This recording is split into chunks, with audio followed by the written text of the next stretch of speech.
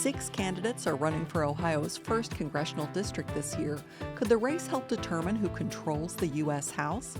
This is Cincinnati Edition on WVXU. I'm Lucy May. Joining me in this recorded interview to discuss why he's running is Damon Lynch IV, a Democratic candidate in the race. Welcome to the program. Thank you. Super honored to be here. We're glad to have you. So tell us about yourself and why you're running. So I am Damon Lynch IV, and the fourth denotes that you may know my father, who is Pastor Damon Lynch III, or my grandfather, who is Pastor Damon Lynch Jr. All my life, we've been fighting to make this country better. Since a baby, I've been in circles and been around people who've always tried to make America the best place for all people. And now I see in our government that most of our government doesn't work for the people like I would want them to. So I saw an opportunity to go out and change that and be the voice that I wanted to hear. What are your concerns about the way Congressman Greg Landsman is representing the district? Brother Landsman is a really nice guy, and I've known him for a long time, and he's done some really great things in the district and in the city of Cincinnati.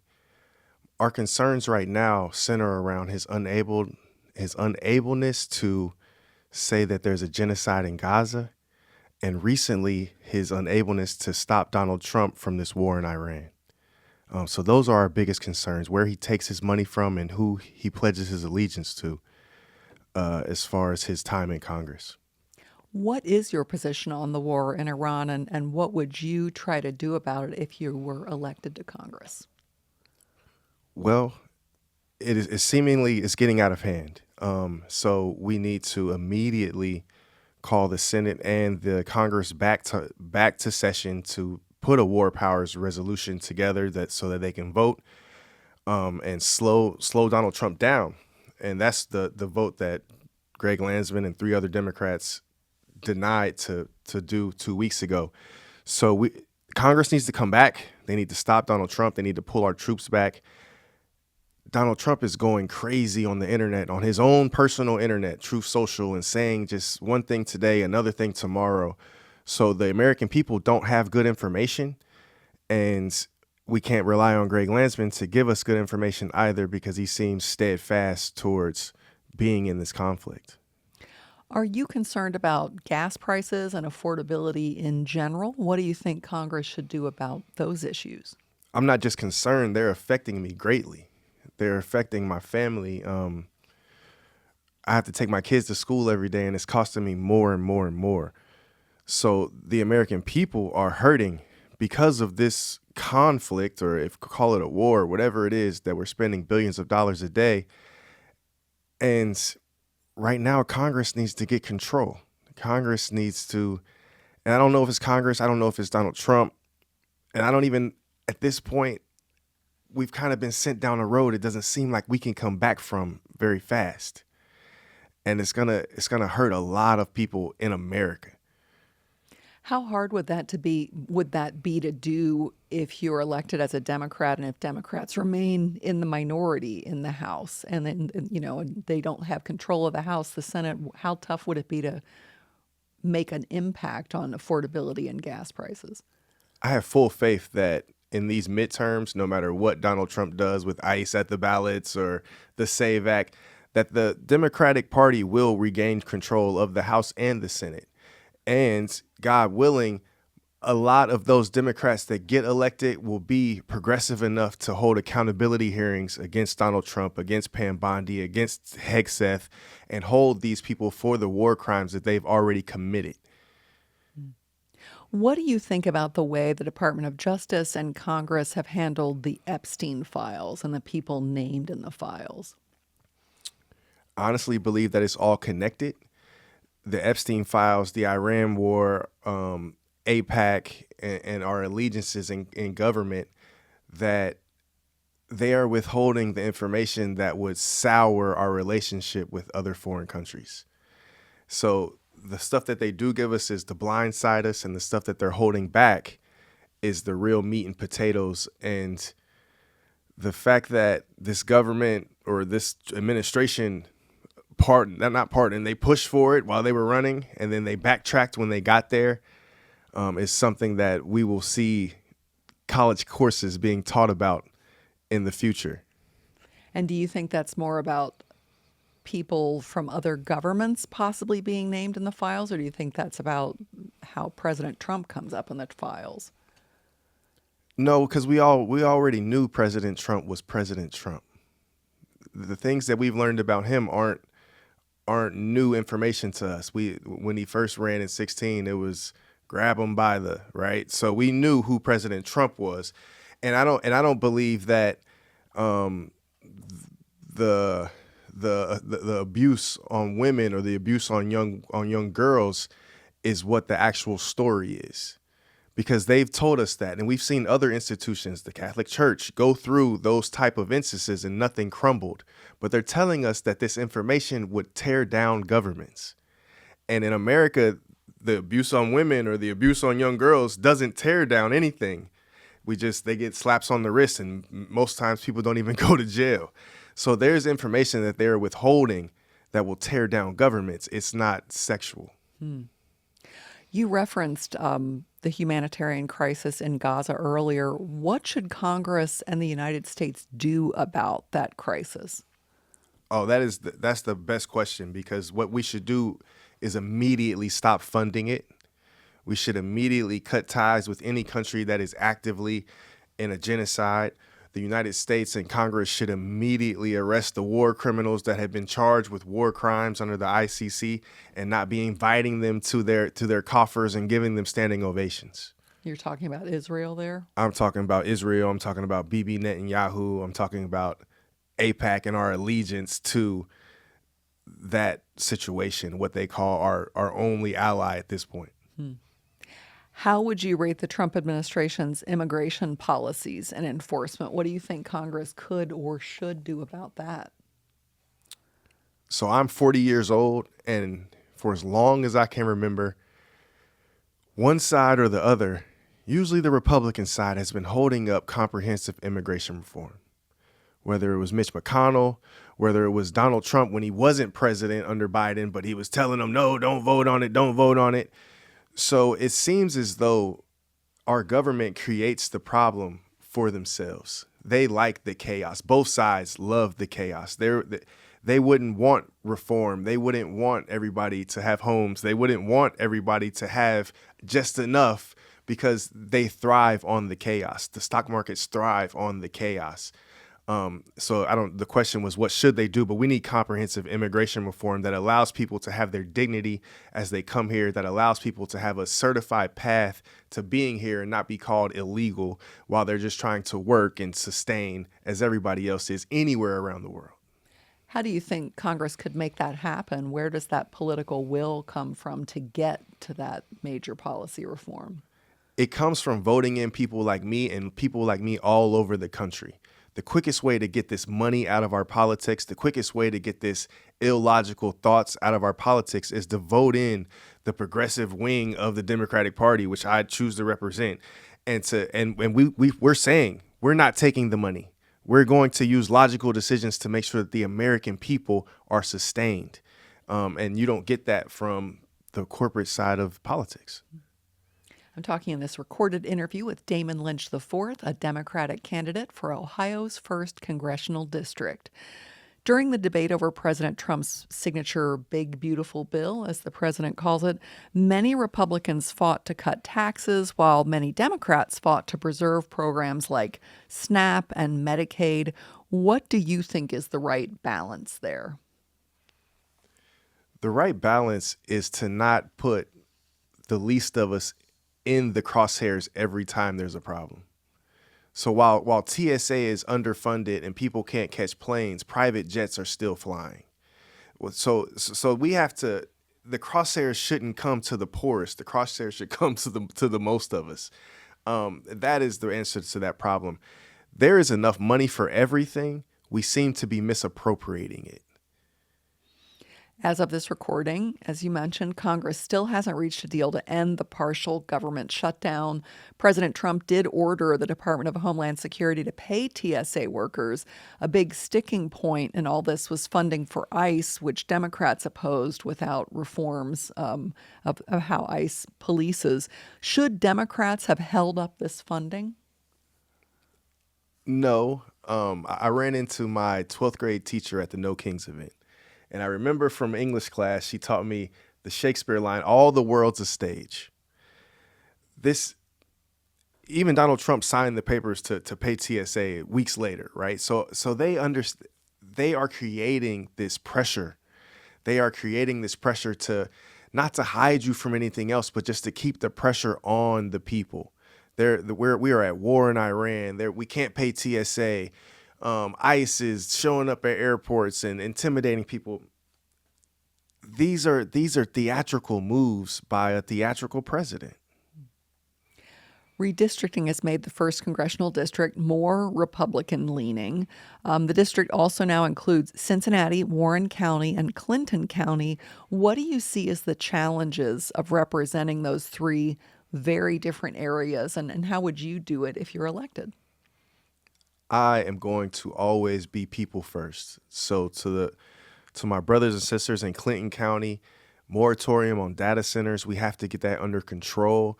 The government, all over America, the governments are forcing data centers on the residents' properties and the residents' head because they're signing NDAs years or months before and then just giving the people the information when it's too late for them to fight.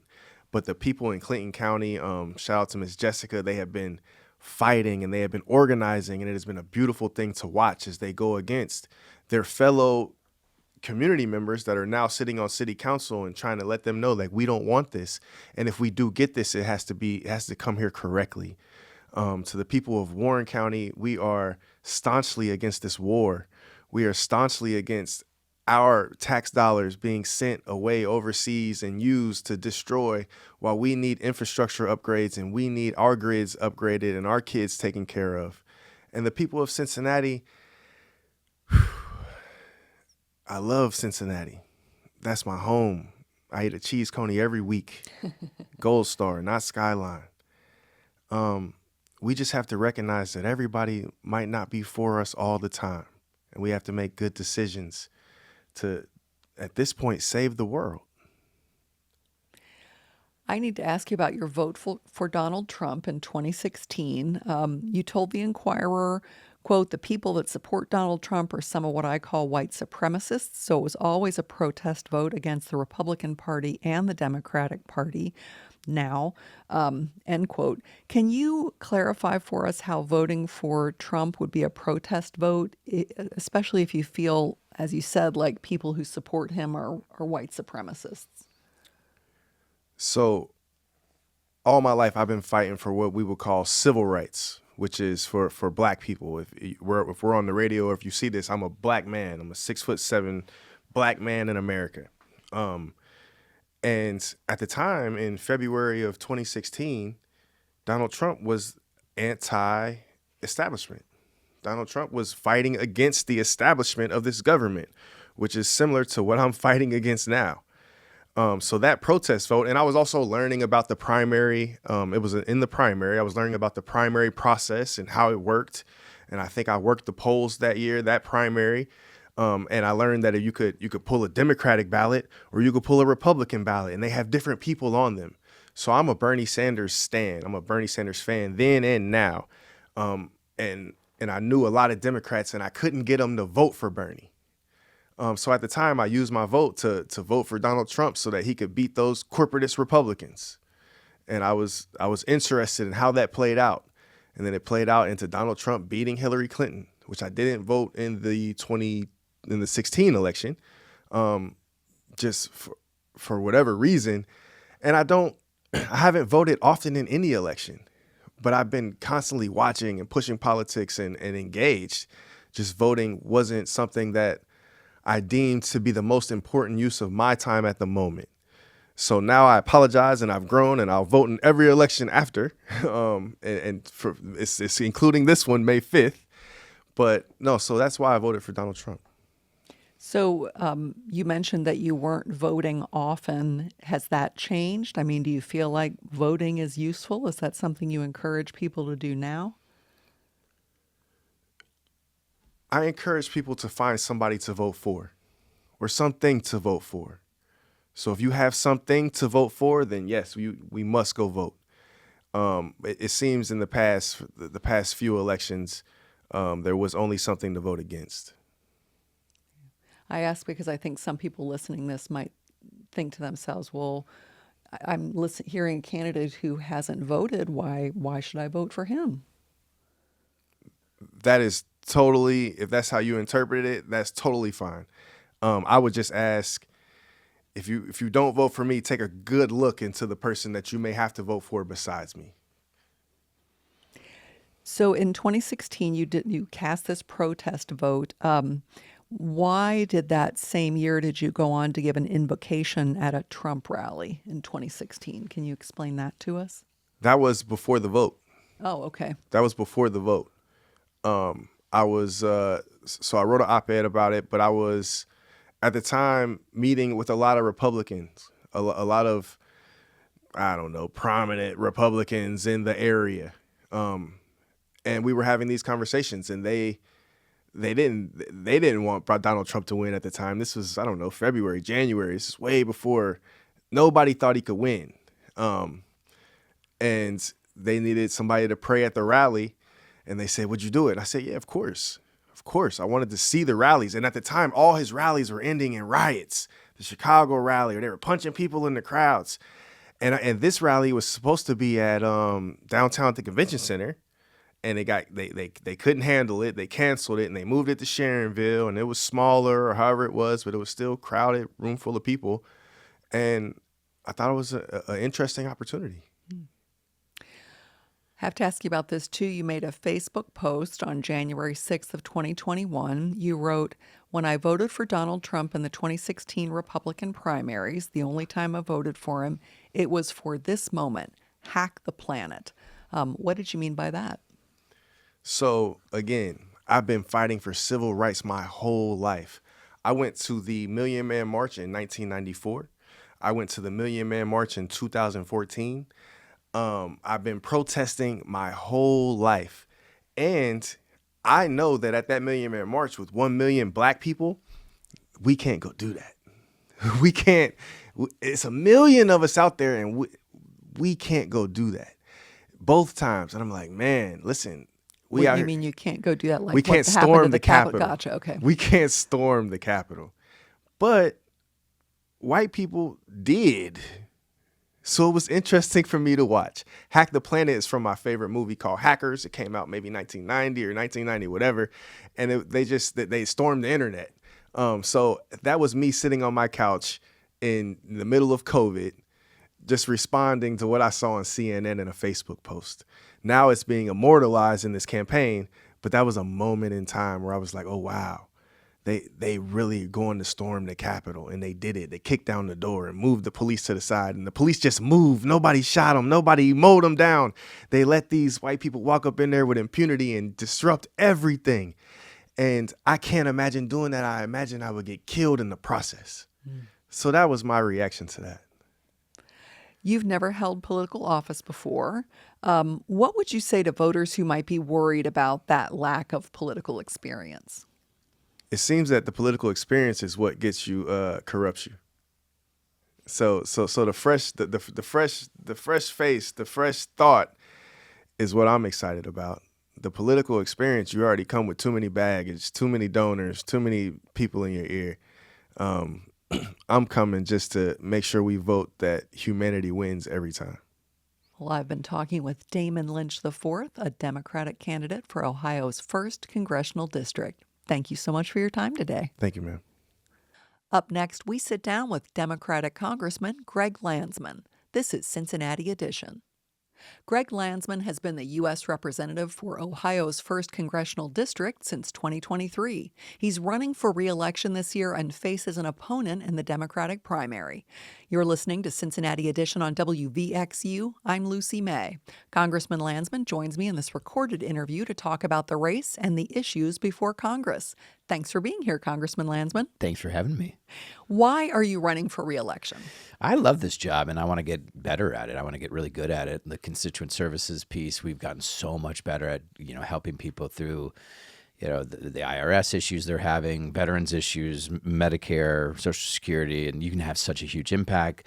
There's all this money that we're bringing back for affordable housing and these community projects and getting better at that piece. Legislatively, we passed the Social Security Fairness Act last term, which was a huge deal. We took on the speaker, forced a vote. It's like $20 billion a year now going to our public retirees, teachers, firefighters, police officers. And, there's a whole host of big legislative things we want to get done moving forward, fixing the tax code, fixing healthcare, reversing the cuts, those things. And just being part of fixing what's broken in America right now is, I think one of the most important things I could be doing. So anyways, I want to keep doing it.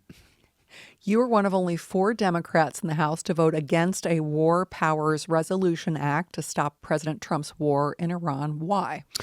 Well, it had failed in the Senate, so it wasn't going anywhere. But symbolically, I wanted to be, maybe it was less symbolic and more just me being me and wanting to be as honest as possible, which is I supported what I understood to be the mission, which was, the regime was building this weapon shield around the enrichment facilities that had been damaged significantly in the June attack. And if they could build that back up, it would make it really hard for us to deal with them restarting their enrichment program or getting the enriched uranium out of there and getting it to weapons grade. And so, destroying that weapons shield I thought was a really important thing to do, but it would take weeks, not months. So I submitted a War Powers resolution that we should have voted on last week that said, look, you have 30 days. And that means it would have been over on the 25th or 6th or something like that, giving the administration 30 days seemed sufficient to me. But any war power resolution that comes up now, I'll support. Okay, so yes, more recently you've said the war needs to end. Yeah. What do you think the U.S. has accomplished effectively in Iran? Yeah. Is there more that needs to be accomplished? They have destroyed the regime's ability to enrich uranium. Doesn't mean that they couldn't ultimately get to a place where they're, back up and running. But at the moment, they cannot enrich uranium underground, and they can no longer manufacture ballistic missiles. Again, they could build new factories, but they've destroyed those factories and a good chunk of the existing missiles, rockets, and drones, which made up the beginning of what could have been and was likely to be a major weapon shield. That's over. I don't think they have many targets left. And so instead of continuing or even saying you're going to just be done, pull back. You may have other things that have to get done, here and there, but this operation should be done. I've heard that discussion about uranium being enriched underground in Iran. How are you saying that was happening? How do we know that's happening? Well, they've admitted to it at this point that they've enriched this uranium. Anytime you're enriching uranium underground, you're doing it because you don't want the world to see. They're the only ones that do this underground because they don't want anyone to see what they're doing because they want to get to weapons grade uranium. The reason why it's so different than any other country is that it's these are religious fanatics that run the Ayatollah and others that they run this regime. There are sort of normal political people that are in power too, but ultimately the deciders are the Ayatollah, the clerics, and they have an apocalyptic worldview. If they get this bomb, they would use it. Unlike other countries, they would use it to, rid the world of infidels, and that would lead to a catastrophic and/or world war event. You've angered members of your own party over your support for Israel in the war in Gaza, with protesters showing up at some events where you appear. Your primary opponent has just launched a website calling you Genocide Greg. Talk about your disturbing thing to do, but yeah. Talk about your support for Israel. I mean, mine is is based on sort of my understanding of national security and global stability, and we have a whole host of hotspots in the world. You got the Middle East, and then you've got the Taiwan Straits, and you've got Eastern Europe, and I think it's really important for us to lead in Eastern Europe to push Putin back, and the Taiwan Straits to keep China from empire building and taking over Taiwan, and to deal with terrorism in Iran in the Middle East. So that's where the support comes from. And honestly, most people want their elected leaders focused on two big things, which is improving our financial well-being, or the financial well-being of the people they support, or they represent, and keeping people safe. And so my advice to folks who, are frustrated here is to appreciate that most people want us working on fixing the economy, fixing the tax code, fixing healthcare, getting people the housing they need, investing in education, the things that help them, and then the things that are going to keep them safe. What should Congress and the U.S. do about the humanitarian crisis in Gaza? Continue to work with both the UN and Israel as they get more aid into Gaza. But that, to me, is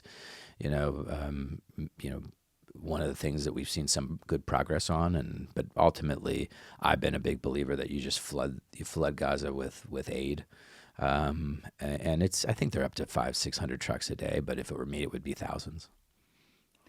Are you concerned about gas prices and affordability in general? What would you like to see Congress doing about that? Yeah, gas prices are awful, and the sooner the Trump can announce that they're done with the operation, gas prices will go down. Part of it is the uncertainty. In fact, the number one driver for gas prices is his uncertainty, the uncertainty that this man has caused because he can't settle on a narrative here, and he's constantly changing his mind. And it's got to be maddening for the military generals and folks who are leading this to have someone so chaotic doing the speaking. And it's caused the oil markets to, be where they are. The larger affordability issue is decades in the making. It is a healthcare crisis. It is a food and housing crisis, and it's going to require people with a ton of courage to go in there and break up the existing economy. And this is what I care most about, is fundamentally changing the economy so that it works for working people, which means you're going to have to tackle corporate consolidation. You're going to have to break up. Almost every sector has the kind of consolidation that has caused prices to go up and wages to go down.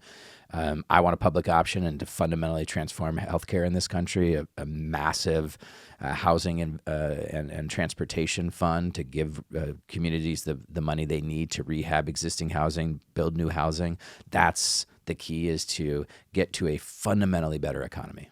Is there the political will to do that in Congress? Not at the moment. You're going to need a new Congress, and then you're going to need people who are willing to risk their careers to vote for a new tax system.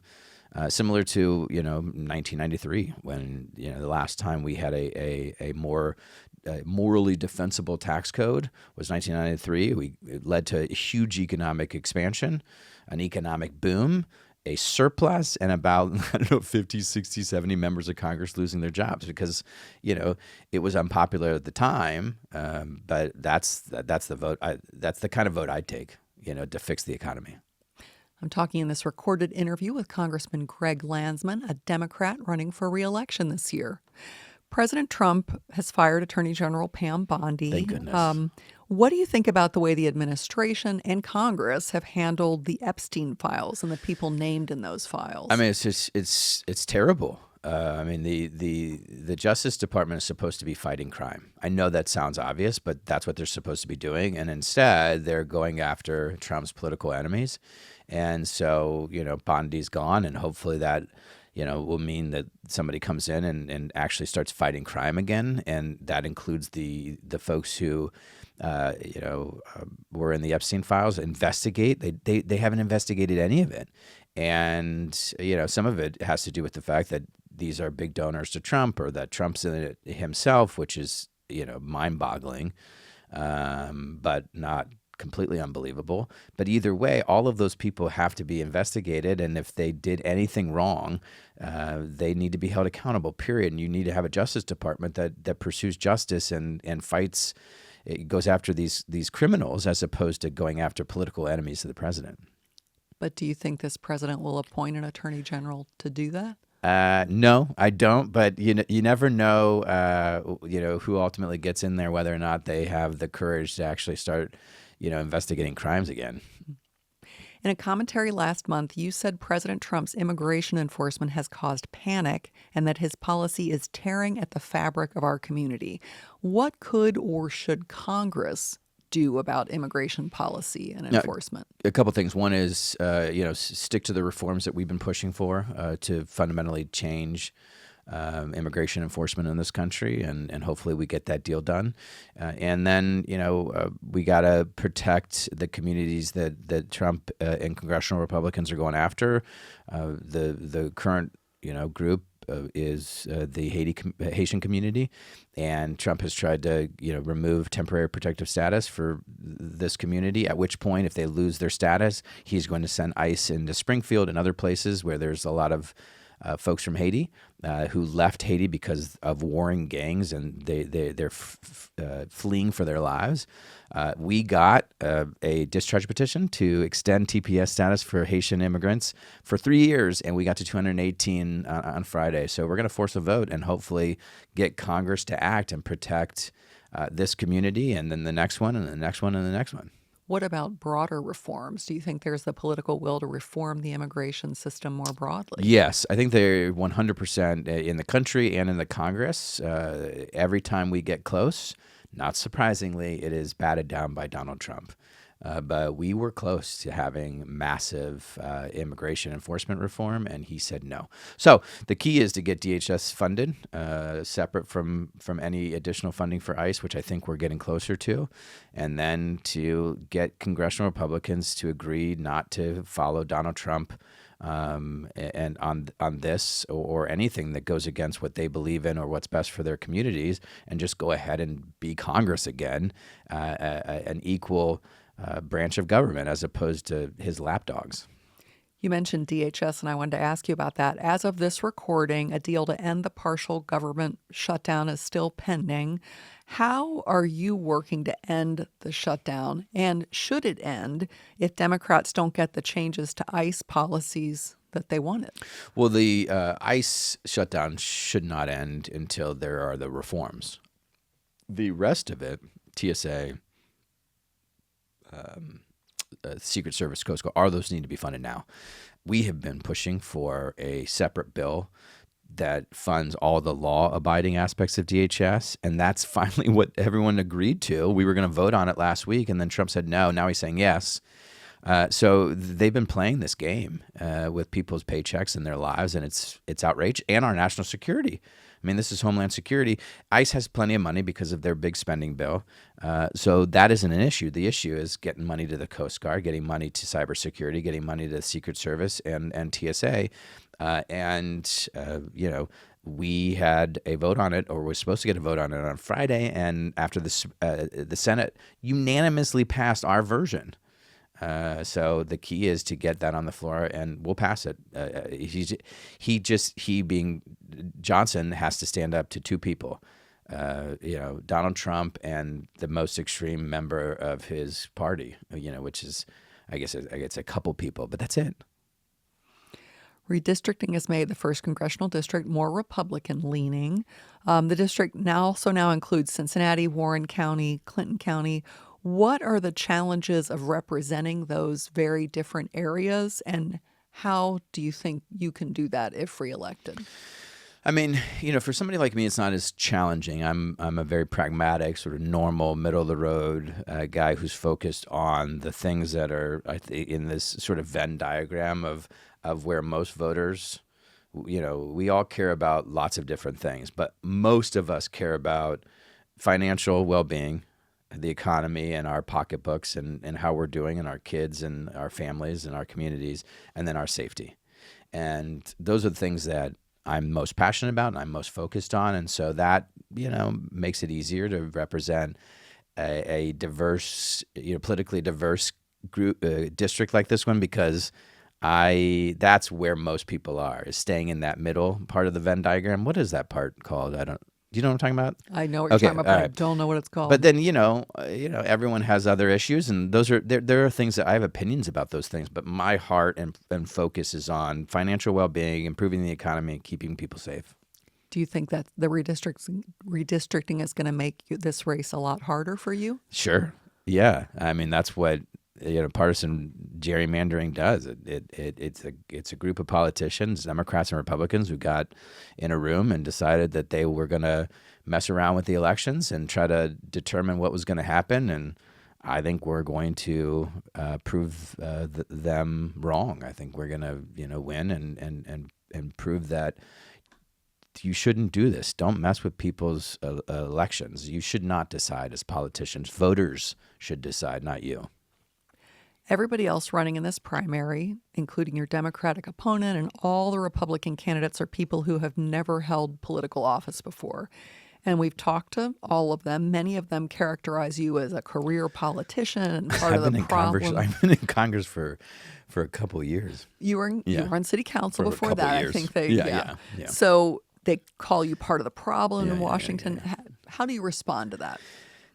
They should talk to their voters. I mean, most voters see me as, as a change agent. I take corporate PAC money. I take on the establishment. I, took on the speaker to get the Social Security Fairness Act done, which had been sitting there for 25 years.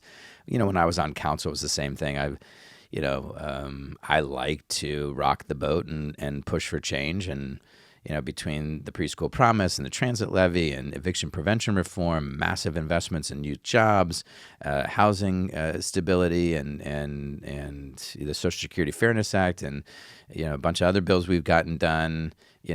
People know me as a good guy who works hard and gets things done, and that's all they want. They don't want anything really more than that. One of the candidates we talked to said he's for term limits. Mm-hmm. What are your thoughts on that? Yeah, I agree. I think there should be term limits. The House, the Senate, and the Supreme Court. The Supreme Court desperately needs term limits. 18, years seems like more than enough for any of these folks. And, I've signed the term limits pledge, but more importantly, I've laid out a full plan to fix the things that are broken in the country, including politics, which is a mess. And I'll be announcing a Drain the Swamp bill, which with all of these reforms, including term limits for everyone, including the Supreme Court. So if you do get reelected, what's your top priority? Fixing the economy. I mean, fixing the tax code. Alongside of that is fixing our democracy and the John Lewis Voting Rights Act that would end partisan gerrymandering and voter suppression, ban dark money.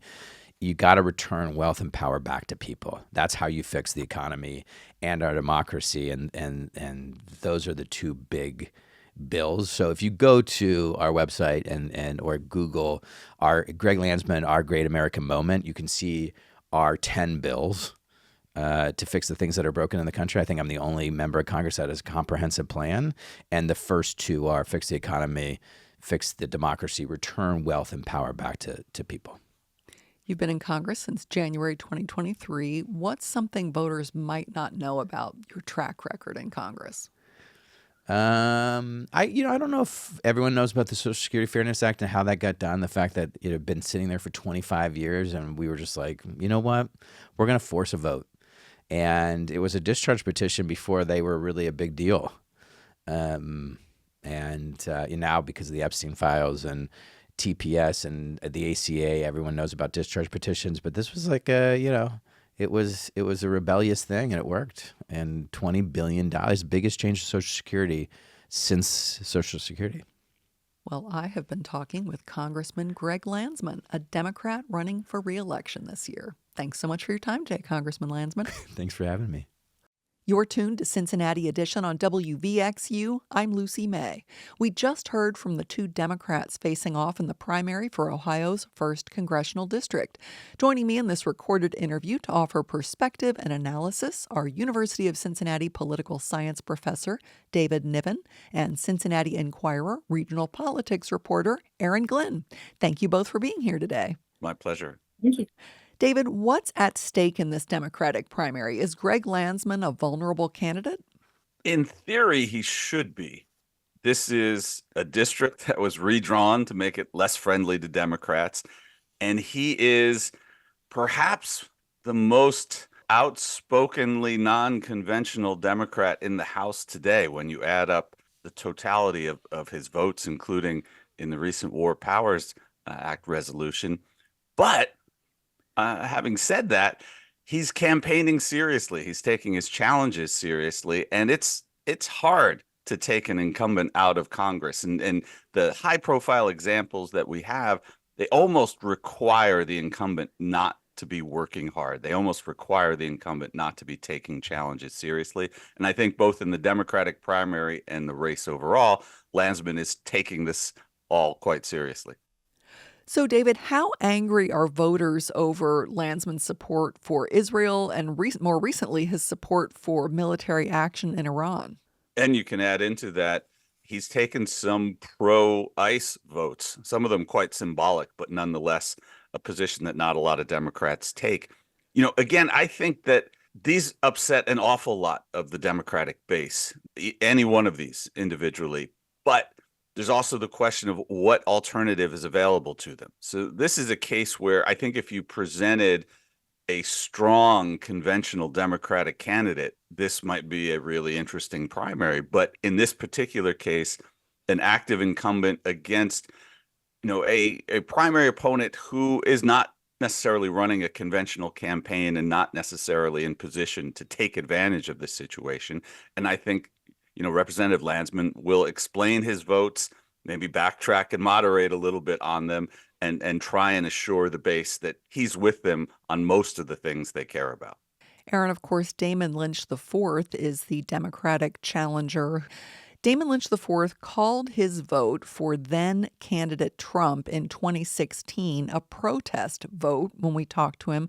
Can you clarify the timeline there? Yes, Lynch said he voted for Trump in the Republican primary in 2016. He said he never wanted to support Trump as a candidate, but that he felt a vote for Bernie Sanders, his preferred candidate in the Democratic primary, he thought that vote wouldn't have mattered. So he voted for Trump in the primary, but not in the general election. Is that right, Aaron? That's right. He said the 2016 primary was the only time he's ever voted for Trump. Aaron, what do we know about Damon Lynch IV's voting record and how often he votes? Yeah, he registered to vote in Hamilton County in 2002. This is from the Board of Elections records. He's not registered as a Democrat. He voted with an unaffiliated ballot in the 2025 general election, but otherwise hasn't voted since at least 2021, which is as far back as the Board of Elections records go. David, when we talked about immigration reform, Damon Lynch IV said this. One side or the other, usually the Republican side, has been holding up comprehensive immigration reform. Whether it was Mitch McConnell, whether it was Donald Trump when he wasn't president under Biden, but he was telling them, no, don't vote on it, don't vote on it.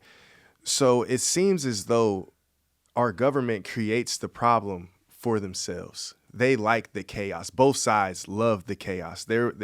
They wouldn't want reform. They wouldn't want everybody to have homes. They wouldn't want everybody to have just enough because they thrive on the chaos. The stock markets thrive on the chaos. David, what is he getting at here? Has immigration reform failed no matter who holds office? He seems to be saying our leaders have almost deliberately held it back. Well, I think he has some of the themes right, but some of the details wrong. And in fact, Mitch McConnell is not a villain in this particular story, oddly enough. But what we have seen, to simplify things, there hasn't been a bipartisan functioning immigration package that made it all the way through the process since Ronald Reagan was in office. But repeatedly, we've had moments where a deal has been struck, and Governor Mike DeWine, back when he was in the Senate in a previous political life, was a key figure in 2006 in a deal led by John McCain on the Republican side that would have increased enforcement but provided a massive and practical path to citizenship for basically every immigrant in the country. And that made it through the Senate on a filibuster-proof vote. Mitch McConnell didn't stop it. Filibuster-proof vote. It had President George W. Bush's support, but it failed when House Republicans wouldn't bring it up for a vote. We saw in the Biden administration another reform package that was really heavy on enforcement, light on path to citizenship, had the president's support, had the support of both parties in Congress, but was ultimately derailed when, from outside of office, Trump told Republicans in Congress to stop the deal so that Biden administration didn't get any credit for doing anything that they thought was a good idea. So it's an interesting issue. It's a great example of how American politics can fail to function when there's a core agreement and at least a core willingness to compromise. Republicans like more enforcement, Democrats like a path to citizenship, and literally since Reagan was in office, they haven't been able to come together to make meaningful reform happen.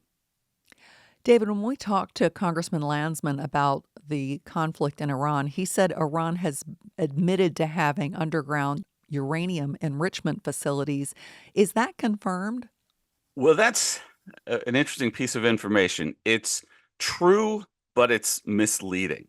So that's a fact. They do have underground uranium enrichment, but that uranium isn't usable in weapons. So, it's akin to saying, if you ask me, am I going to make the NBA? And I tell you, well, I can shoot a ball through a basket. It's true, but it's wildly overstating the case. David, do you see Democratic anger over Landsman translating into significant votes for Lynch or into votes for any of the Republican candidates in this race? I think it certainly will dull some of the enthusiasm that Representative Landsman might otherwise get in, a situation in which, Democrats obviously were very excited to win the first district, to have a Democratic member of Congress for Cincinnati and surrounding areas. I think, even as that enthusiasm is dimmed, on balance, he will do well. He will succeed because folks value his potency as a candidate in November, and they value the seat, even as they may be disappointed in some of these individual votes and stances. I've been talking with University of Cincinnati political science professor David Niven and Cincinnati Enquirer regional politics reporter Aaron Glenn. Thank you both so much for your time today. You've been listening to Cincinnati Edition on WVXU. Our producer is Selena Reeder. Associate producer is Harper Carlton. Technical director is Carlos Lopez Cornu. I'm Lucy May. Thanks for listening.